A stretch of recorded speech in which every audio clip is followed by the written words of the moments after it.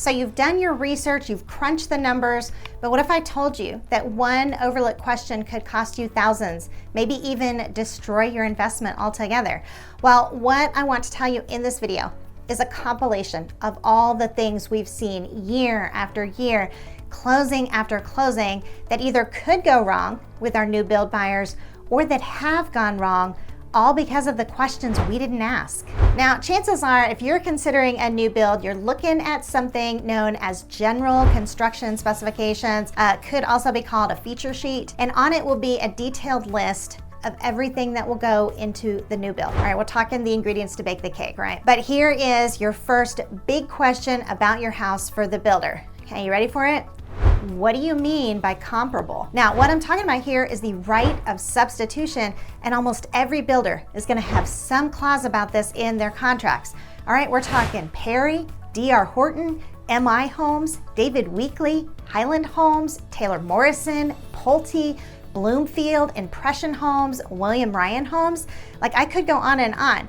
Most of them are going to say they have the right to substitute materials as long as they're generally equivalent. But then, of course, you also have Perry Homes, right, whose contract states they make no promises that the substitutions will be equivalent. Their contract specifically reads that there is no guarantee of equivalence. So what kinds of items am I talking about here? Well, Taylor Morrison's contract helps us out here, okay? They say substitutions may include kitchen appliances, household fixtures, electrical outlets and switches, hardware, wall surfaces, painting, and other similar items. Now, I want you to consider for a minute if you were out shopping for a dishwasher. Okay, there's a lot to think about there.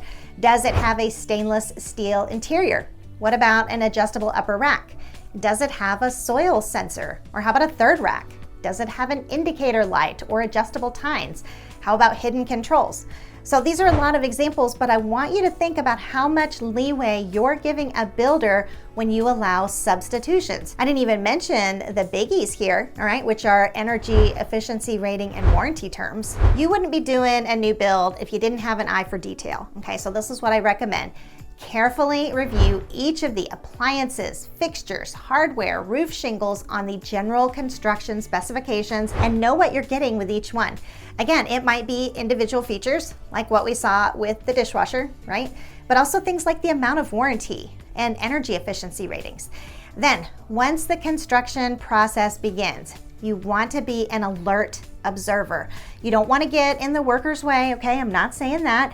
But at the same time, you do want to know what they're installing and have an eye out for whether or not they're making substitutions. Most of the contracts I referenced earlier are going to be just like what you see in the Highland Homes contract. All right, it says seller has the right to change interior or exterior specifications without notice to buyer. In other words, it's up to the seller to choose when and which items to substitute, and they may not even tell you. So tell you what, okay, you want to know that feature sheet like the back of your hand and stay observant. We had a situation recently where this became a big issue because a certain class of roof shingle was promised that should have resulted in an insurance discount.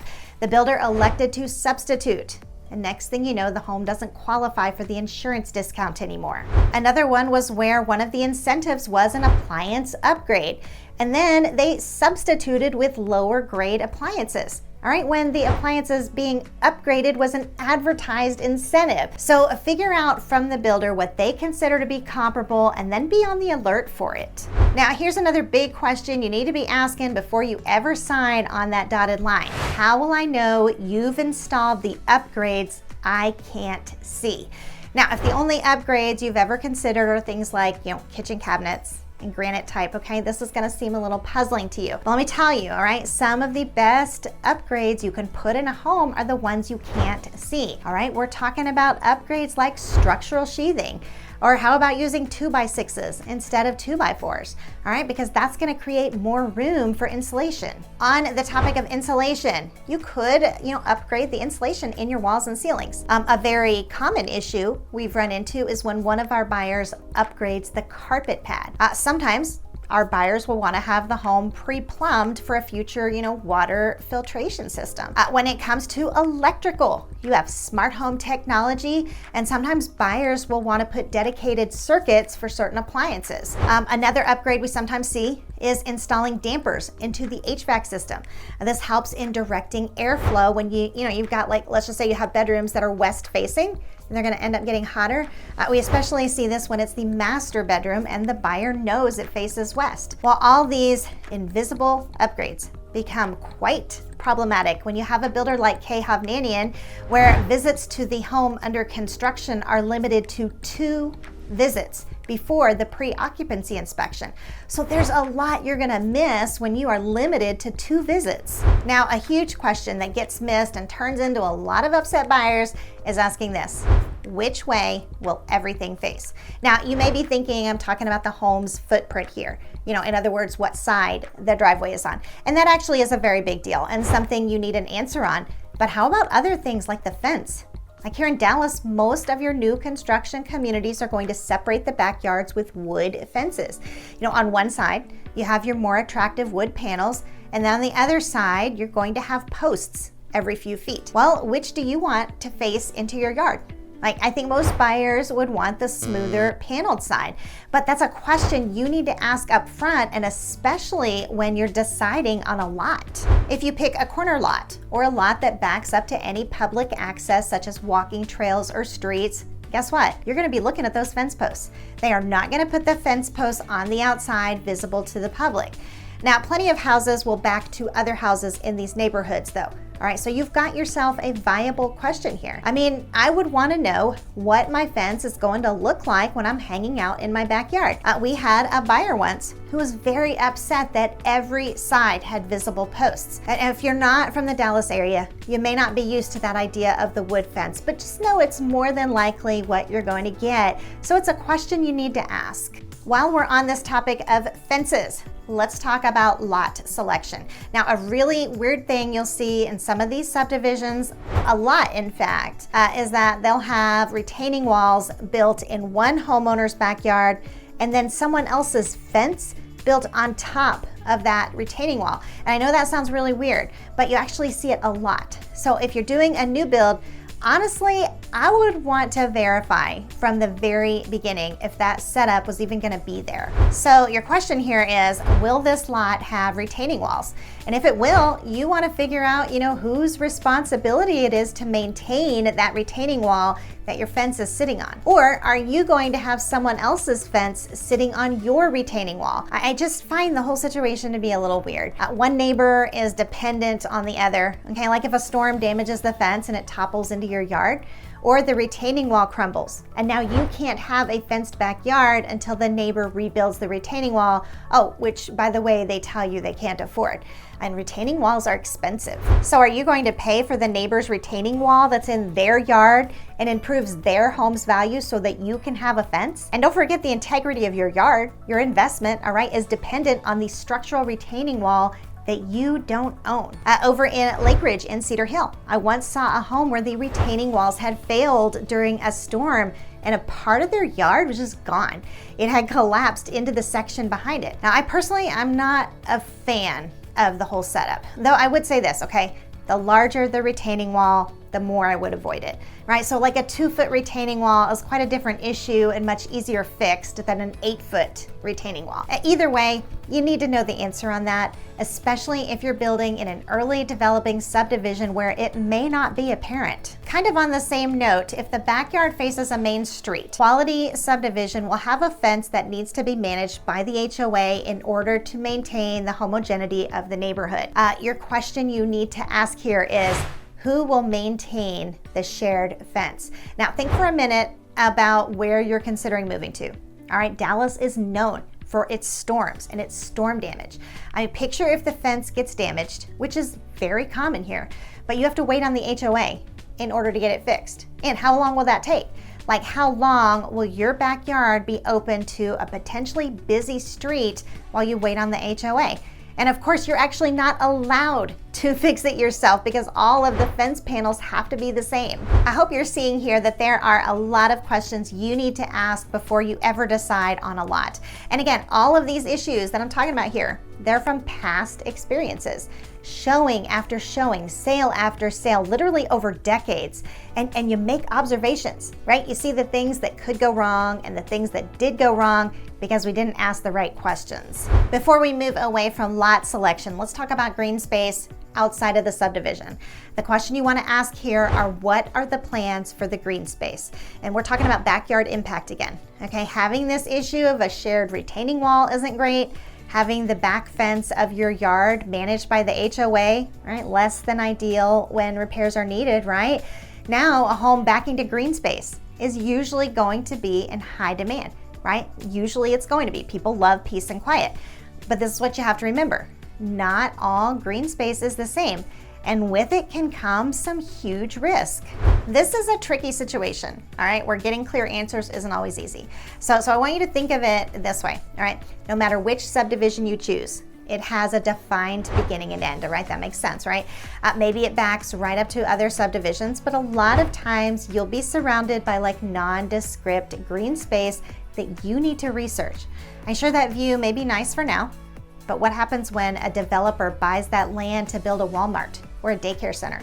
I mean, this can absolutely compromise your home as an investment. Like, we literally just had a buyer last week who decided against a home that literally checked off every one of their boxes, but it backed up to commercial green space. So here's what you need to know.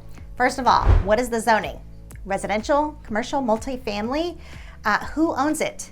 Is it an investor? Are they known for residential or commercial development? What is the area around it? Would it be conducive to a shopping center, right? Or more houses? Does the city have specific designations on it already? Now this is really, really important, all right? Is there a buffer? Because in the end, it's possible we may not get a super specific answer here, so that buffer is vital.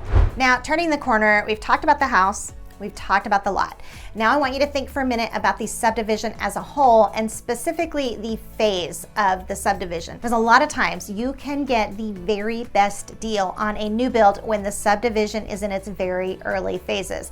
The builder is looking for validation on what basically looks like, just a giant muddy field. The more homes the builder can get under construction, the more that field, all right, is going to transform into looking like an actual neighborhood. So the deals, all right, here at this phase, they can be pretty amazing. But your big issue is the city. And the question you want to ask is, how far along are you in the permitting process? We are talking about a whole process of plan review, zoning verification, environmental assessment, utility availability, traffic impact analysis, grading permits, and then finally, permit issuance. And I would say here that the biggest delay we see is with utility availability. Like, we have literally seen developments delayed for months while waiting on the city to do their part. Now, the problem is, you have a temp building all set up with the sales consultants, and if you don't know to ask them, they may not tell you that construction isn't going to start for several more months. A lot of times even they won't know, because again, you're waiting on the wild card of the city. So really what you're after is, all right, you're saying, listen, how much is dependent on the city here? One of our buyers had a new build started over a year ago, and we still haven't closed. And it's probably going to be around 14 months by the time the home's complete. The reason is that the city took over 3 months to approve the permitting and get the utilities set up there. Okay, moving on. The next thing you need to do your research on is any undeveloped land within the subdivision, focusing specifically on other potential builders and what their homes will be like. Now, this one is extremely important to the quality of the neighborhood. And your question is, okay, are you ready? Who else will be building here? Sometimes you'll be able to get this answer on your own, right? You can look up a community, find a community website that lists the builders who will be there. So try to get that information. Oftentimes, that's not the case though, all right? You'll find a website with one builder named in one community. And what you don't realize is that that builder may very well sell some of their lots to another builder and another builder. And so you want to ask, listen, is that what's going to happen here? All right, is this the plan? While we're on this topic of undeveloped land within the subdivision, what about all the promised amenities? Your question here is, who will build the amenities and are they guaranteed? Now, obviously, this one isn't always a problem, right? Like sometimes you'll buy into a community that's been fairly built up and most of its amenities are already completed. But there are many cases in which you find the perfect home at that brand new community with nothing but a brochure of amenities and then just really empty lots everywhere. Of course, if you find yourself in this situation, you want to find out when those amenities are going to be built, right? But the problem is that many builders actually have no idea of what amenities will be built when, or even what any of the plans are. Amenities are up to the developer, so don't be surprised to hear the builder quote some vague promises about phase 2 or phase 3 without actually providing any proof. And honestly, if that's the answer, like maybe you decide not to build there. We saw and are continuing to see this happen at the Venetian subdivision in Salina. It's only one builder, okay, and they promised a lagoon 5 years ago, but there's still nothing there. Like basically, when you invest in a community that's just beginning its development, you are assuming a certain level of risk. You might end up paying for amenities that won't be available for years. You know, and considering that the average person lives in the same house for less than 5 years, it's possible to spend this huge amount on HOA, PID, and mud fees for amenities you may never get to use or even see. And then when you go to sell your house, the lack of amenities will affect demand, and of course, demand will affect value. So we've talked about the house, the lot, and the subdivision. What's next? Well, we've got questions to ask about where the subdivision is located within the city. All right, we're talking major tollways in the works that could cut right into the subdivision. And this is a big enough deal, honestly, that I made an entire video about it that you can watch right here. In the meantime, Wendy out.